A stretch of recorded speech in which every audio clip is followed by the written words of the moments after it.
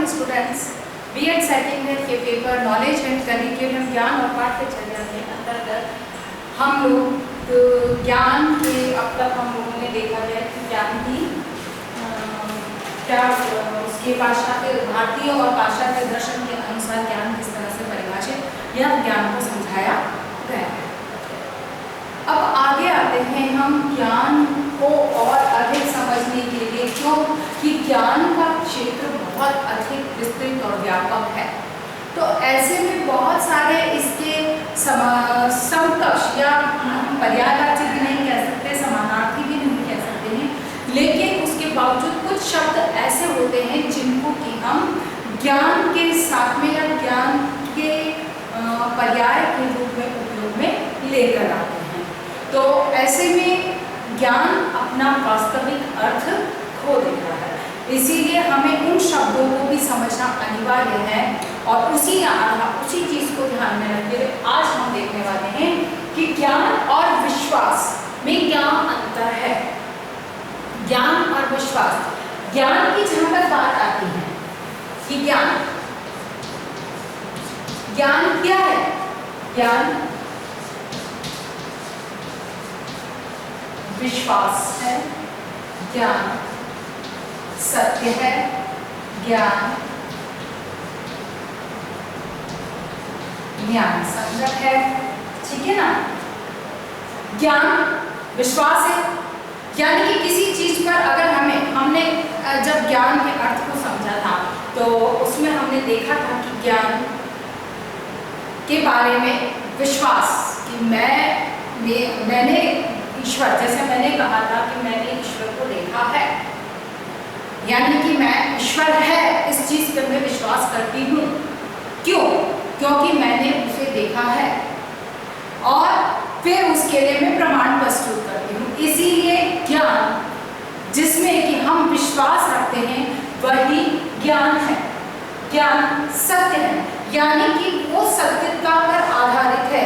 उसको प्रमाणित करने के लिए हमारे पास प्रमाण विद्यमान है। ज्ञान न्याय संगत है, यानी कि उसमें किसी भी तथ्य को सत्य साबित करने के लिए न्याय संगत या न्यायोचित समस्त प्रमाण उपलब्ध होते हैं या प्रस्तुत किए जा सकते हैं। इसीलिए जो सूचना जिसके अंदर विश्वास विद्यमान है, जो सत्यता पर आधारित है, जो न्याय संगत है और जो जिसमें कल्पना का समावेश नहीं है, समावेश नहीं है, ठीक है ना। यानी कि कल्पना का उसमें कोई समावेश नहीं होता है, वो कल्पना पर आधारित नहीं होती है। अगर कल्पना है भी तो वो निश्चित है कि वो सत्यता पर आधारित होगी, उसके लिए प्रमाण विद्यमान होंगे, तभी वह कल्पना सूचना बनती है। सूचना के आधार पर जन समूह के द्वारा स्वीकार किए जाने के बाद वह ज्ञान का उदाहरण करती है। अर्थात कि स्पष्ट कि ज्ञान में विश्वास होना चाहिए, सत्यता पर आधारित होनी चाहिए, न्याय संगत होना चाहिए, जिसमें कल्पना का समावेश नहीं होता है। उसमें कल्पना का कोई स्थान नहीं होता है, क्योंकि कल्पना केवल कल्पना होती है। उसको प्रमाणित करने के लिए हमारे पास कोई भी प्रमाण उपलब्ध नहीं होते हैं। इसीलिए ज्ञान में कल्पना का समावेश नहीं होता है। इसके विपरीत अगर हम विश्वास की बात करते हैं, विश्वास की बात करते हैं तो विश्वास में विश्वास कल्पना पर आधारित होता है, क्योंकि इसमें हम किसी भी चीज की कल्पना के आधार पर उसके तथ्यों को देखते समझते हैं, वो हमारा अपना विश्वास होता है। उसको हम मानते हैं, कोई अन्य व्यक्ति माने ये आवश्यक नहीं है। इसीलिए विश्वास जो है वह कल्पना पर आधारित होता है। यह मनोवैज्ञानिक अवस्था है।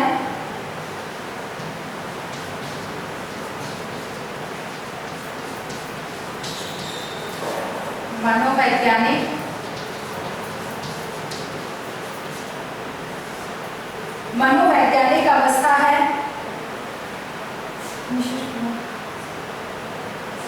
ठीक है ना, ये एक मनोवैज्ञानिक अवस्था है जो कि विशेष कहना चाहिए विशेष प्रयासों के माध्यम से उस पर विश्वास किया जाता है, यानी कि इसमें विशेष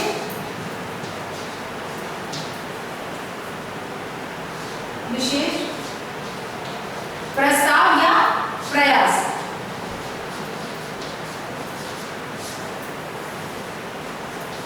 द्वारा निर्देशित है, यानी कि विशेष प्रस्ताव या विशेष प्रयासों के द्वारा इसको निर्देशित किया जाता है, यानी कि इस पर सबको विश्वास दिलाने के लिए, सब इस चीज को माने उसके लिए विशेष प्रकार के प्रयास किए जाते हैं, वह विश्वास है। अर्थात अगर हम देखें तो विश्वास ज्ञान का एक भाग है, ठीक है ना, ज्ञान का एक भाग है, वह उसको हम ज्ञान की श्रेणी में नहीं रख सकते हैं। वो ज्ञान कब होगा, इसको हम अंतर के आधार पर समझेंगे कि विश्वास ज्ञान का रूप कब धारण कर पाता है या नहीं कर पाता है। ज्ञान और विश्वास में क्या अंतर है, हम इस चीज को समझें कि ज्ञान क्या है। विश्वास न्यायसंगत प्रामाणिक होना चाहिए और विश्वास जिसमें कि व्यक्ति विशेष या समूह विशेष का ही कल्पनात्मक व्यवस्था है, जो कि मनोवैज्ञानिक प्रक्रिया है, मनोवैज्ञानिक व्यवहार पर निर्भर करता है, जिसको कि प्रसारित करने के लिए या किसी और के द्वारा उसे स्वीकार करने के लिए विशेष प्रयास किए जाने या प्रयास करने होते हैं। इसी आधार पर हम ज्ञान और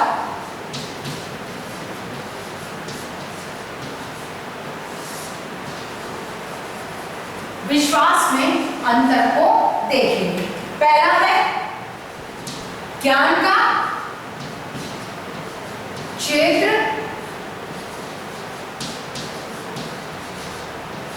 व्यापक है, विश्वास का क्षेत्र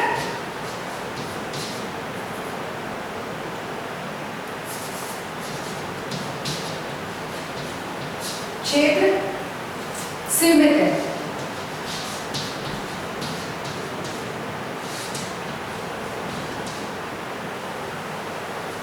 ठीक है, ज्ञान का क्षेत्र व्यापक है और विश्वास का क्षेत्र सीमित है। सीमित क्यों है?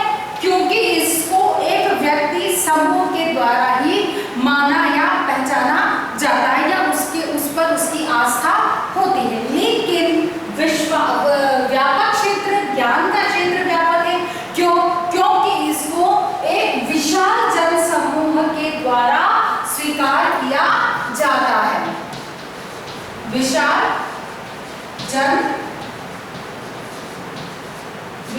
जन समूह द्वारा माना जाता है, जबकि इसे एक व्यक्ति या समुदाय, एक व्यक्ति या समुदाय के द्वारा स्वीकार किया जाता है। इसीलिए इसका क्षेत्र सीमित होता है। इसके लिए प्रमाण बहुत हर कहीं से हमको नहीं जुटाने होते हैं। इसके लिए प्रमाण भी होते भी हैं या कभी-कभी नहीं भी होते हैं। और ज्ञान का जो क्षेत्र है वो व्यापक है, ये प्रमाणित किया जा सकता है। अगली बात इसके अंतर्गत है आपकी, वो है बड़े जन समूह के द्वारा स्वीकार किया जाता है। जन समूह द्वारा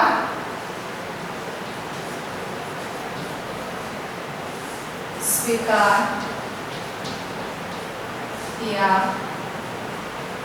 जाता है और यह समुदाय विशेष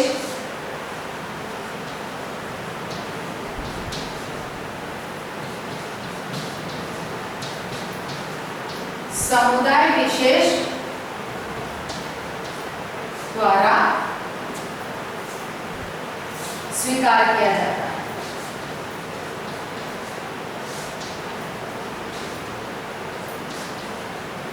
ठीक है, विशाल जनसमूह, क्योंकि ज्ञान है, ज्ञान के बारे में, ज्ञान कोई भी सूचना ज्ञान पहुंचती ही कब है, ज्ञान के स्तर तक जाती ही कब है, जब सभी के द्वारा, बड़े जनसमूह के द्वारा इसे स्वीकार किया जाता है। और जबकि विश्वास एक समाज, समुदाय विशेष या व्यक्ति विशेष की अपनी धारणा होती है, इसीलिए यह समुदाय विशेष के द्वारा ही स्वीकार किया जाता है। अगली बात है, ज्ञान का आधार सत्य है।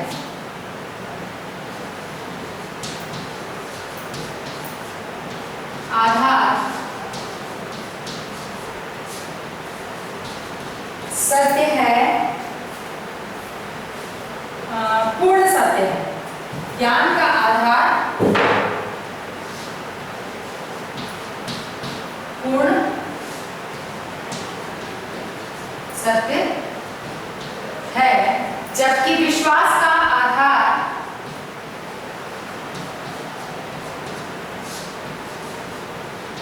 पूर्ण सत्य नहीं है। ठीक है, ज्ञान का जो आधार है वो पूर्ण सत्य होता है, यानी कि उसमें सत्य की पूर्णता होती है।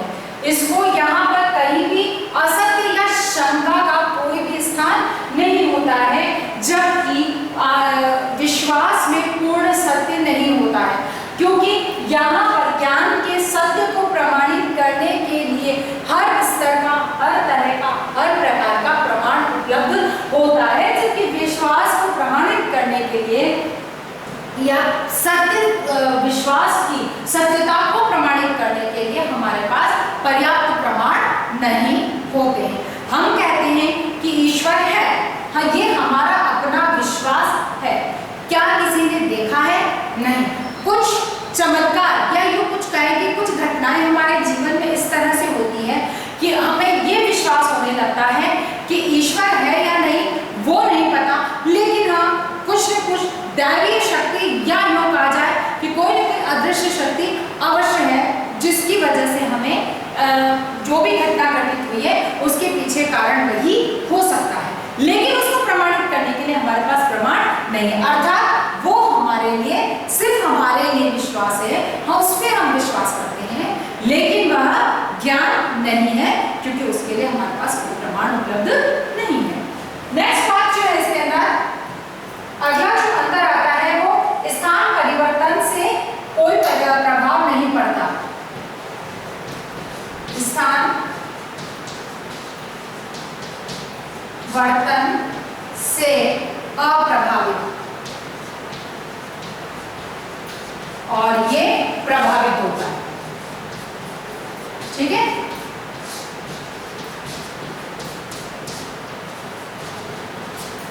सत्य का, ज्ञान का स्थान अगर परिवर्तन हो भी जाता है, जैसे कि हमने कहा कि पृथ्वी में, न्यूटन ने कहा कि पृथ्वी में गुरुत्वाकर्षण का बल विद्यमान है, चाहे वो कहीं भी इसका आविष्कार हुआ या इसके बारे में कहा गया, लेकिन दुनिया के हर क्षेत्र में इस चीज को स्वीकार किया जाता है। लेकिन शिवलिंग पर जल चढ़ाने से एक कहना चाहिए कि विषाक्त जो वातावरण है, या क्यों कहें कि नकारात्मक ऊर्जाएं हैं, उसका समाप्त होता है। ये विश्वास हिंदुस्तान में है, ये हमारे में, अर्थात इसको हम कहीं और लेके जाएंगे तो वह इस चीज में विश्वास नहीं करेगा, वहां पे विश्वास का तरीका अपनी दैवीय शक्ति को माना जा सकता है। तो कहने का मतलब यह है कि स्थान परिवर्तन के साथ में विश्वास में परिवर्तन आता है और ज्ञान में किसी प्रकार का कोई परिवर्तन नहीं आता है। नेक्स्ट बात आती है, ज्ञान का संबंध उत्पादन से है,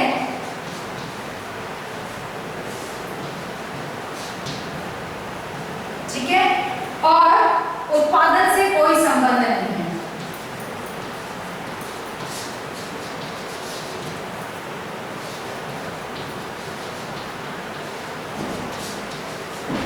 उत्पादन से संबंध नहीं, यानी कि ज्ञान का संबंध उत्पादन से है, क्योंकि जो ज्ञान है उससे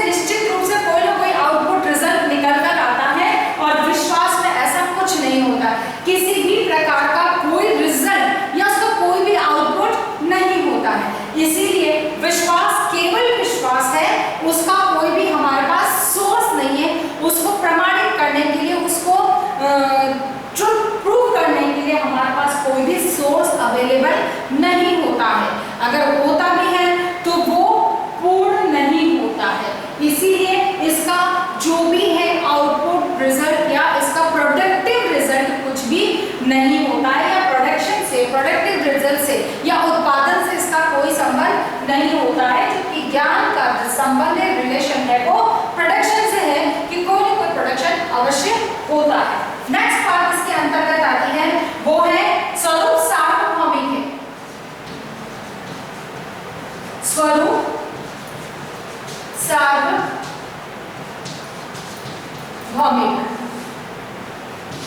ग्लोबल है। इसका जो स्वरूप है, इसका जो क्या कहना चाहिए नेचर है, वो ग्लोबली है, क्योंकि इसको हर क्षेत्र में, हर स्थान पर, हर चाहे कोई भी कंट्री है, कोई भी किसी भी समुदाय संप्रदाय का व्यक्ति है, वह उसमें विश्वास रखता है या उसको मानता है।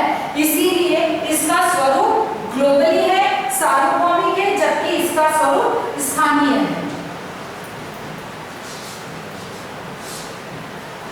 ठीक है, इसका मतलब ये स्थानीय, क्योंकि स्थान विशेष या पर्टिकुलर प्लेस पर, पर्टिकुलर पर लोगों के विश्वास पर या उनके अपनी ट्रुथ के ऊपर डिपेंड करता है, या अपनी खुद की मान्यता के ऊपर डिपेंड करता है कि वो किस चीज को मानते हैं, किस चीज को फॉलो करते हैं। यानी कि विश्वास स्थानीय है, लोकल है, और ज्ञान ग्लोबल है। अगला बात आती है हमारा कि इसका संबंध विज्ञान से है।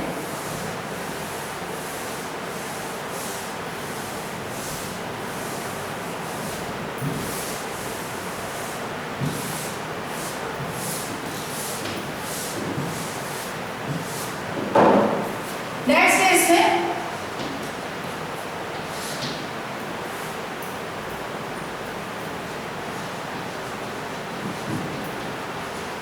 संबंध विज्ञान से है। ठीक है, और इसका संबंध कल्पना से है।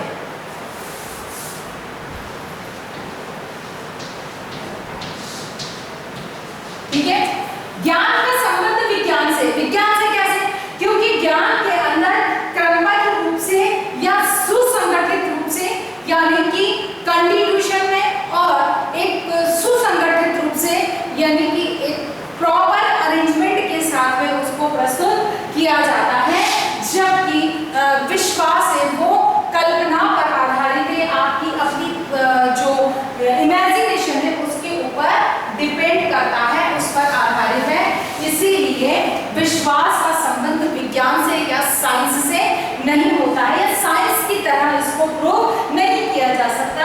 जबकि ज्ञान को, नॉलेज को साइंस की तरह हम कंटिन्यूशन में और एक कहना चाहिए कि व्यवस्थित रूप से उसको प्रस्तुत कर सकते हैं।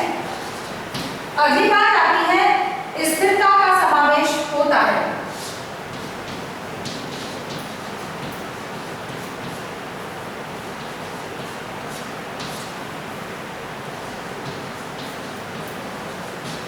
स्थिरता का समावेश, और इसमें अस्थिर है।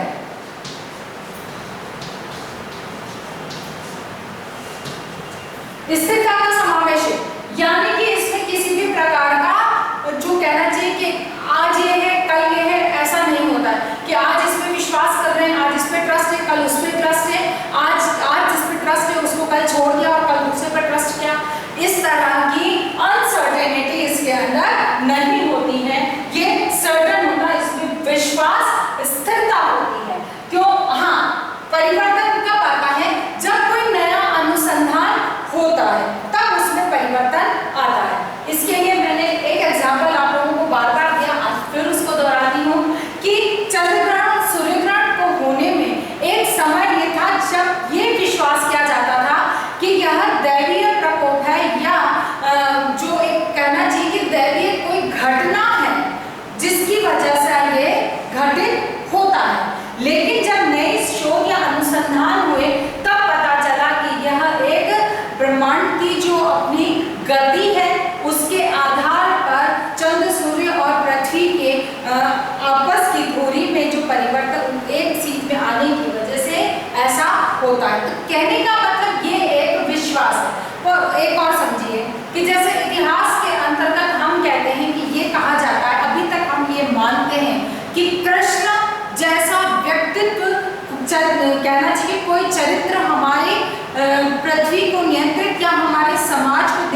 देने के लिए अवतार उसने लिया था। अभी हम जो भी बात है वो हमारी पौराणिक ग्रंथों के आधार पर हम उसको उसमें विश्वास रखते हैं।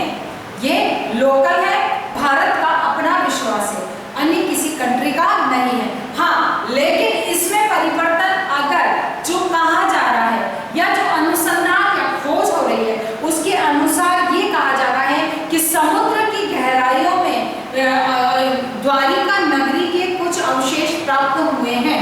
और जिस तरह की कल्पना हमारे पुराणों में की गई है, महाभारत गीता में की गई है, वो उसी कल्पना के जो प्रमाण है वो उन समुद्र की गहराइयों में मिल रहे।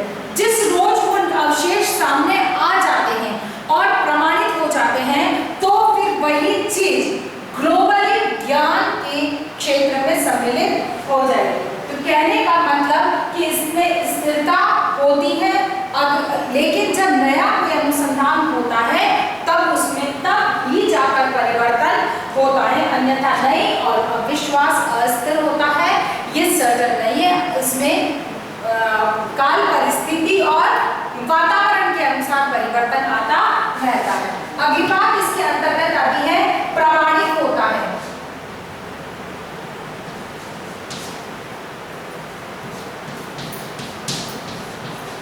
प्रामाणिक है और यह अप्रामाणिक है।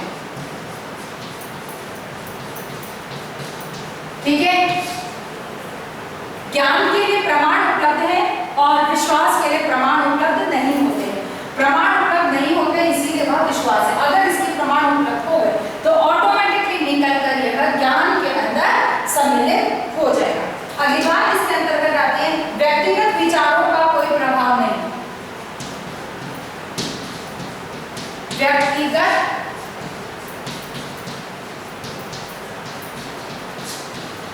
विचारों का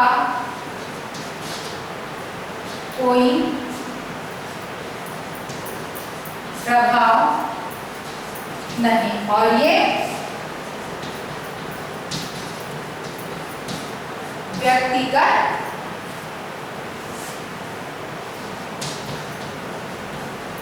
विचारधारा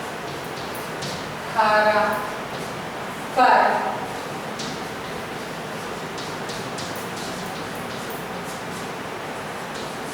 ठीक है, ज्ञान में व्यक्तिगत विचारों का कोई स्थान नहीं है।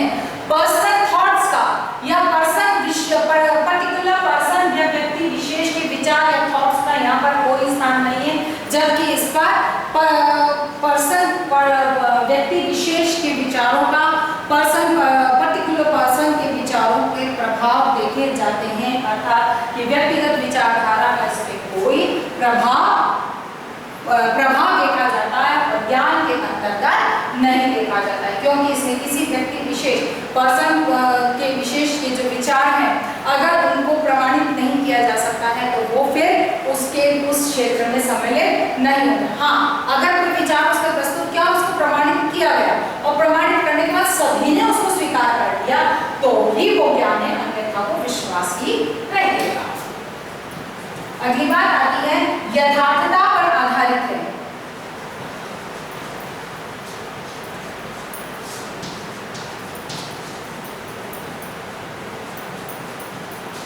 यथार्थता पर आधारित है और यह कल्पनाओं पर।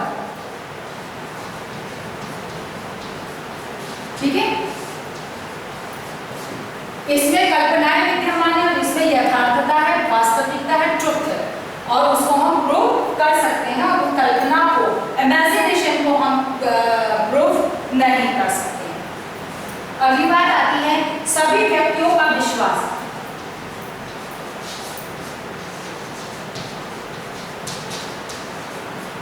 सभी व्यक्तियों का विश्वास, यानी कि इसमें सभी व्यक्तियों का विश्वास सम्मिलित होता है और इसमें एक या कुछ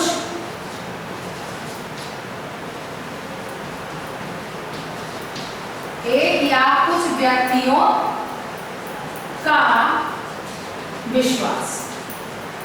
ठीक है ना, इसमें सभी व्यक्ति स्वीकार किया जाता है और इसमें कुछ ही एक या कुछ व्यक्तियों के द्वारा इसे माना या मान्यता दी जाती है। अंतिम बात इसके अंतर्गत आती है, ज्ञान को अंतिम सत्य के रूप में, अंतिम सत्य के रूप में स्वीकार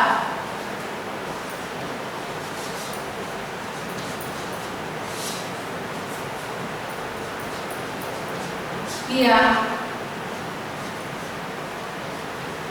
जाता है, अंतिम सत्य के रूप में स्वीकार किया जाता है और यह ज्ञान की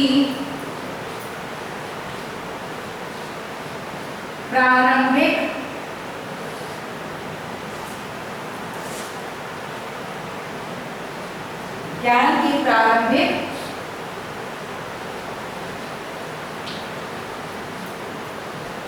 अवस्था है। ठीक है ना। सत्य क्या, ज्ञान क्या है कि अंतिम सत्य के रूप में स्वीकार किया जाता है, यानी कि ज्ञान को कब से उसको कोई भी सूचना ज्ञान के रूप में कब स्वीकार की जाती है, जब वह अंतिम सत्य होता है, यानी कि उसे सभी प्रकार के जितने भी प्रमाण संभव है, हर तरह के सभी क्षेत्रों के, यानी कि आलोचना, उसके गुण दोष सभी के आधार पर, प्रमाणों के आधार पर, तथ्यों तर्क वितर्क के आधार पर या गहन मंथन के आधार पर जब प्रमाणित कर दिया जाता है, तब वह अंतिम सत्य होता है, क्योंकि उसके बाद अब और कोई सत्य विद्यमान नहीं है या उसके लिए और कोई नया सत्य निकलकर नहीं आएगा, यानी कि और कोई प्रमाण निकलकर नहीं आएंगे। इसीलिए यह एक अंतिम सत्य के रूप में स्वीकार किया जाता है, जबकि ज्ञान विश्वास जो है वो ज्ञान की प्रारंभिक अवस्था है। क्योंकि हमने कहा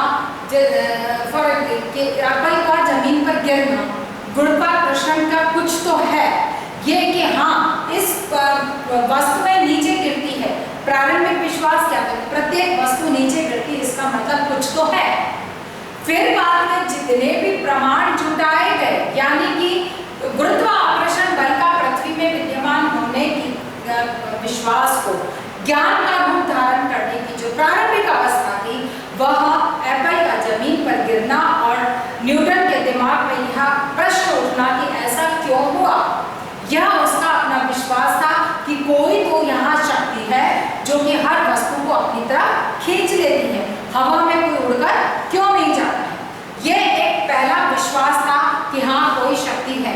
फिर धीरे धीरे, यानी कि यह ज्ञान की प्रारंभिक अवस्था थी, फिर धीरे धीरे उसके जितने भी संभव प्रमाण थे और जो उसके वो थे, उनको प्रस्तुत करने के बाद वो अंतिम सत्य पर पहुंचा कि पृथ्वी में गुरुत्वाकर्षण बल विद्यमान होता है, इसीलिए हर वस्तु नीचे की ओर आती है। तो कहने का मतलब कि ज्ञान में अंतिम सत्य होता है और विश्वास ज्ञान की प्रारंभिक अवस्था होती है। तो इस आधार पर ज्ञान और विश्वास को अगर हम एक शब्द में कहना चाहें तो वो क्या होगा?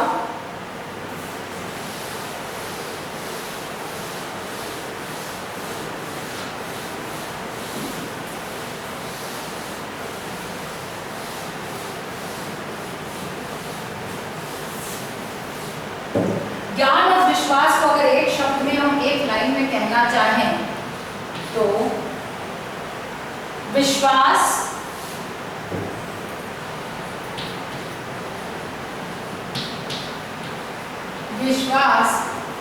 ज्ञान की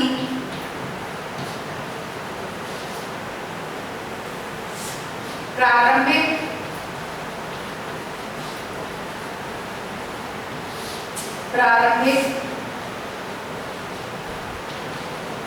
अवस्था है, जिसे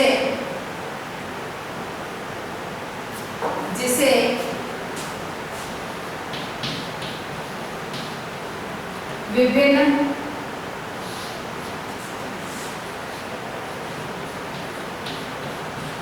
जिसे विभिन्न परमाणुओं के द्वारा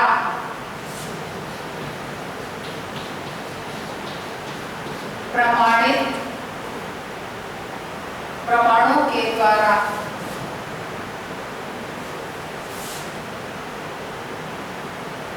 जिसको विभिन्न परमाणुओं के द्वारा प्रमाणित कर सत्यता परमाणु के द्वारा सत्यता को प्रमाणित परमाणु के द्वारा सत्यता को प्रमाणित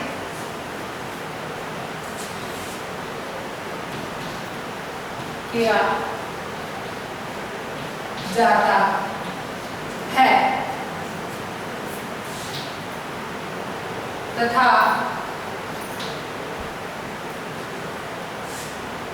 अंतिम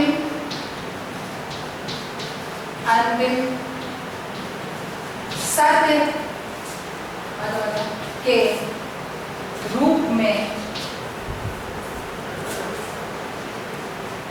ज्ञान का रूप धारण करता। ठीक है ना, कि विश्वास ज्ञान की प्रारंभिक अवस्था है जो कि विभिन्न प्रमाणों के द्वारा सत्यता को प्रमाणित किया जाता है और उसके आधार पर एक अंतिम सत्य के रूप में ज्ञान को एक बड़े जन समूह के द्वारा स्वीकार किया जाता है। यही ज्ञान और विश्वास में अंतर होता है। इसी आधार पर आज एक क्वेश्चन करना है आपको, सिंपल सा क्वेश्चन है, आपको मालूम चल ही गया। आज का आपका होमवर्क है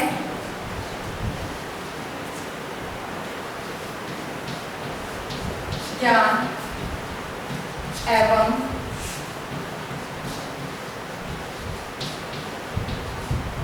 विश्वास में अंतर को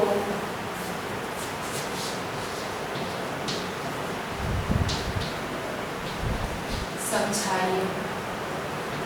ठीक है, ज्ञान एवं विश्वास में अंतर को समझाइए। अपनी बात को समाप्त करने से पहले कोविड-19 की इस महामारी के दौर में अपने आप को सुरक्षित रखें। अत्यधिक आवश्यकता होने पर घर से बाहर निकलें। घर से बाहर निकलते हैं तो मास्क लगाकर निकलिए, सोशल डिस्टेंसिंग का पालन कीजिए और अपने हाथों को समय समय पर सैनिटाइज करते रहिए। स्वस्थ रहिए, सुरक्षित रहिए। धन्यवाद।